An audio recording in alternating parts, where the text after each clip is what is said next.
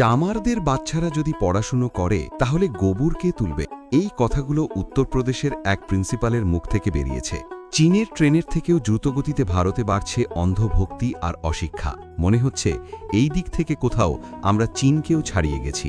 মা বাবারা মনে করেন যদি তাদের সন্তান সরকারি স্কুলে পড়ে তাহলে তার ভবিষ্যৎ সুরক্ষিত থাকবে। কিন্তু এই ভিডিওটা একবার ভালো করে দেখুন। সেখানে দেখা যাচ্ছে এক সরকারি শিক্ষক একটি শিশুকে দিয়ে নিজের হাত পা টিপিয়ে নিচ্ছেন, আর সামনে দাঁড়িয়ে থাকা লোকজন বলছে কিছু না, এটা ভালোবাসা, এটা নাকি বাচ্চাদের জন্যই প্রেম।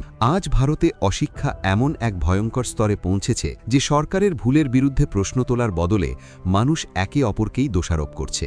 বলা হয় আম্বেদকরজি নাকি বলেছিলেন ওরা তোমাদের অনেক কিছু দেবে কিন্তু শিক্ষা দেবে না, কারণ তারা জানে শিক্ষা মানুষকে প্রশ্ন করতে শেখায়। তাই শেষ পর্যন্ত আমি শুধু এটুকুই বলতে চাই, অল্প কিছু টাকার জন্য নিজের সন্তানের ভবিষ্যৎ কেন নিলামে তুলছেন? যারা ক্ষমতায় আছে তারা খুব ধনী, তাদের সন্তানরা বিদেশে পড়াশুনো করছে, আর আপনারা শুধু তাদের জন্য ভোট দিয়ে ধন্যবাদ জানিয়ে পুরো ব্যবস্থাটার জালটা বুঝতেই পারছেন না।